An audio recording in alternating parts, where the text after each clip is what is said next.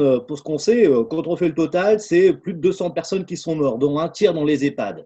Et dans la Marne comme ailleurs, c'est le manque de personnel et c'est le manque de moyens. On manque de masques. En début de semaine encore, à une infirmière, on l'a laissé avec 10 heures, le même masque sur le visage, en disant il n'y a pas le choix.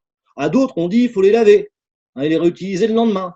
Et donc, ils n'ont pas de surblouse. Alors, ils vont faire comme dans d'autres hôpitaux du pays, ils vont faire des surblouses de différentes manières, avec des voilages, avec des sacs plastiques. On en est là. Et ça, c'est vraiment une politique criminelle.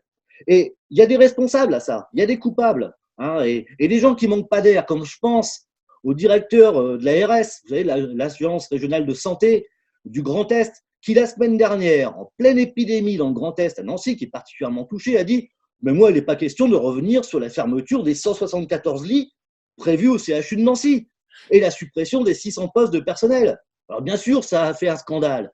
Alors bien sûr, on a vu aussi des politiques qui se sont émus de cela. Hein, on a vu Robinet, par exemple, s'émouvoir il y a eu 15 jours du fait qu'on transférait des malades plus prioritairement d'Île-de-France, les maires de Reims. Bon, lui-même, il est président du conseil de surveillance de l'hôpital, il a cautionné, il a accepté toutes ces réductions. Il a même été pressenti au moment de l'élection de Macron pour être le ministre de la Santé de Macron. Alors, il est très bien au courant de la politique dégueulasse qui est menée dans les hôpitaux. Et ces gens-là, ils ont un double langage. Là, localement, ils disent « Ah bah, il n'y a pas assez de moyens, etc. » Mais quand ils sont au pouvoir, ou quand c'est leurs amis qui sont au pouvoir, bah, c'est toujours la même politique de réduction du personnel et des moyens.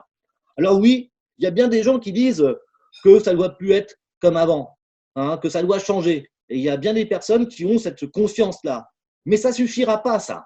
Parce que si on veut vraiment que les choses changent, il va falloir renverser la table. Il va falloir dire effectivement qu'il faut une autre gestion de la société et contester la gestion capitaliste de la société. Parce qu'on n'en est pas arrivé là par incompétence seulement. On en est arrivé là par l'avarice, par la prévarication, pour une classe de capitalistes qui dirige la société.